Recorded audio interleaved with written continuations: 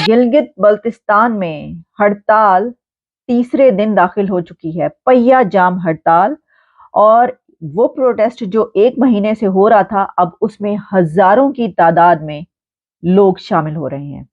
Party वो वाहिद जमात है जो डरता नहीं है, जो झुकता नहीं है, जो घबराता नहीं है, तमाम कुव्वतों का मुकाबला करने के लिए तैयार है, मगर अपने अवाम के हक पे सौदा नहीं कर सकता।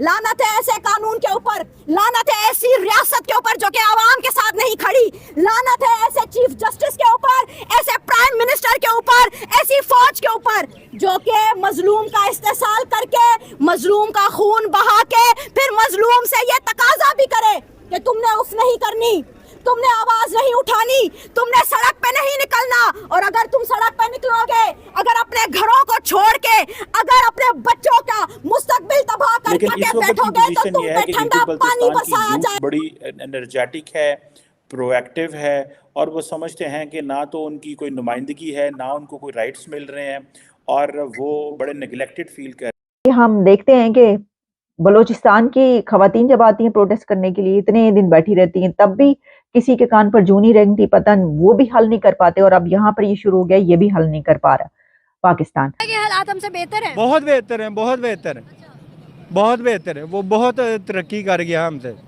गुर्बत का मैं आपको क्या बताऊं, इस टाइम मेरे पास फाइलें हैं वालदा की, तो मैं इलाज नहीं करवा सकता, मैं खुद को बेचने के लिए लगाया हुआ, खुद को ज़मीर क्या चीज़ होती है, ज़मीर को भी बेचने के लिए लगाया हुआ।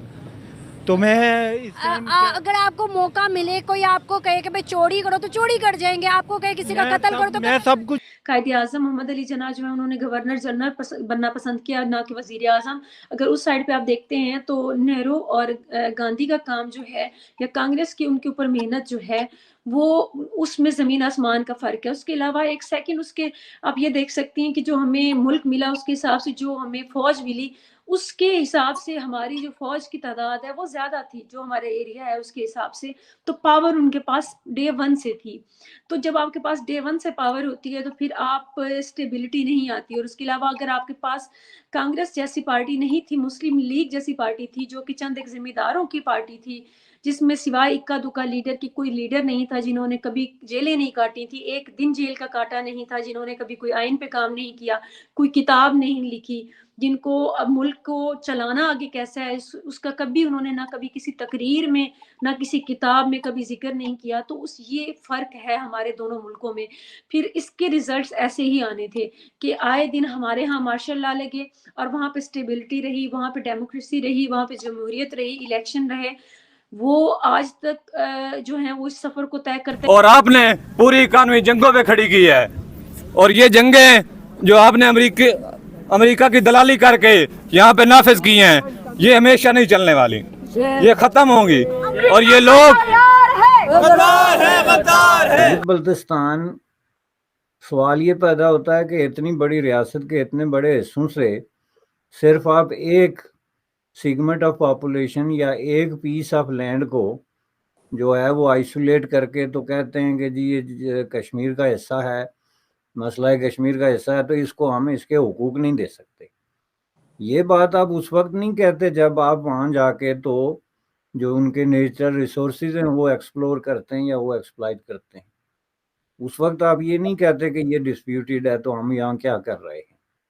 वहाँ की जो टेरिटोरी है उसका एक बहुत बड़ा चंक जब आप चीन को देते हैं 1962 जो पाकिस्तान चीन समझौता, बॉर्डर समझौता हुआ,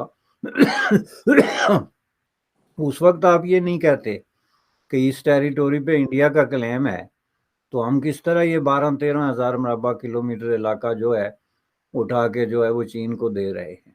जो यार है गद्दार है। तो मैं इनसे और इनकी रियासत से और अपनी रियासत से ये सवाल पूछना चाहूंगी, आप इनके पहले बेटों को उठाएं, आप इनके भाइयों को उठाएं, आप इनके सूबे के अंदर मौजूदा सुई गैस का इस्तेमाल करें, आप इनके ज़खायर बेचे सीपैक के नाम पे, आप इनकी जमीनें जो है वो गिरवी रख दे चाइना के हाथ में, आप इनके इनके बच्चे, आप इनका इंटेलिजेंसिया, आप इनके वकील, आप इनकी माँ, इनके मासूम बच्चे, आप इन सबको उठाते जाएं, इन्हें कत्ल करते जाएं, उनकी लाशों को कई कई सालों के बाद फेंक दें और उसके बाद ये कहें कि औरतें इस तरह से बात नहीं करती।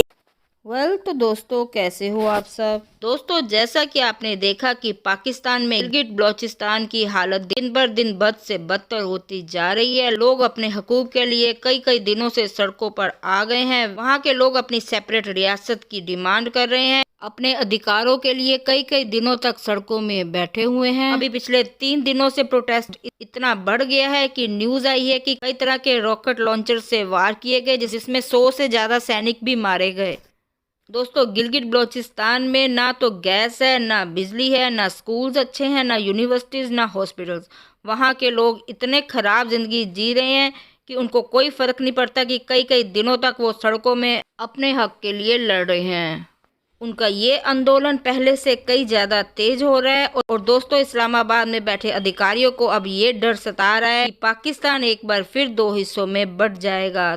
आए पूरा वीडियो देखते हैं। दोस्तों, आगे बढ़ने से पहले मेरे चैनल को लाइक और सब्सक्राइब जरूर कर दें। जय हिंद दोस्तों।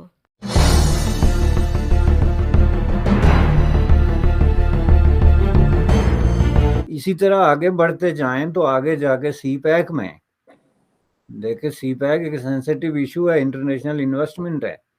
ये कोई ह्यूमैनिटेरियन या स्वाब का काम नहीं है, ये तो 100% एक बिजनेस है।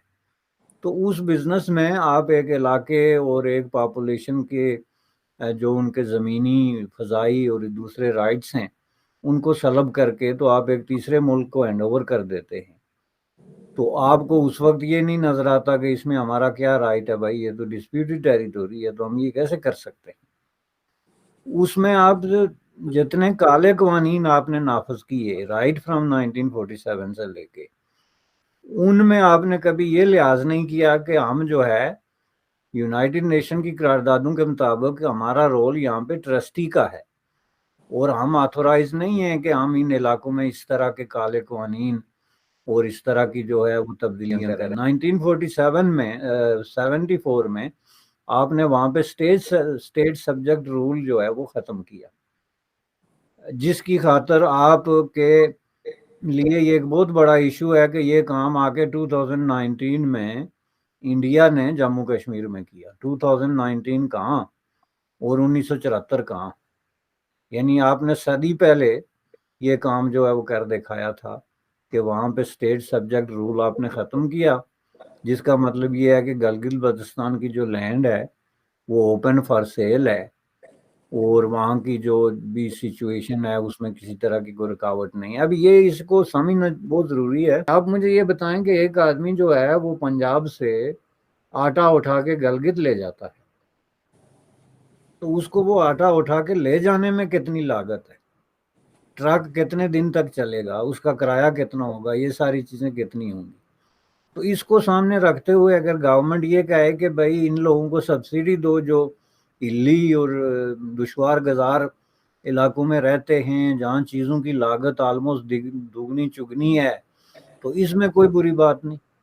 हालांकि सब्सिडीज़ इस दौर में एक बुरी बात समझी जाती है, लेकिन पाकिस्तान में जो 35-36 अरब की सब्सिडी अमीर लोगों को दी जाती है वो बुरी नहीं समझी जाती, लेकिन गिलगित बल्तिस्तान के गरीब या गुर्बत के मारे हुए लोगों को आटे पे अगर 2 रुपए की कोई सब्सिडी है तो वो हम क्यों दें। उनका आर्गूमेंट है जिसको कोई जी शोर आदमी तस्लीम करने के लिए तैयार नहीं। यही वजह है कि आज गिलगित के लोग इस सर्दी में और इस तरह के उसमें जो है वो सड़कों पे बैठे हुए हैं और हज़ारों की तादाद में, पॉपुलेशन देख लें 2 मिलियन है, 2 मिलियन की पॉपुलेशन में इतनी बड़ा गैदरिंग अगर आप सड़क पे देखते हैं तो इससे आप अंदाज़ा लगा सकते हैं कि ओवरवेलमिंग रिप्रेजेंटेशन है। लोग इस चीज़ पे अब इसरार कर रहे हैं कि भाई हमारा जो है हमें हक दिए जाएं, और कम से कम अगर कुछ भी आप हमें हक नहीं दे सकते तो कम से कम आज़ाद कश्मीर के बराबर ही दे दें।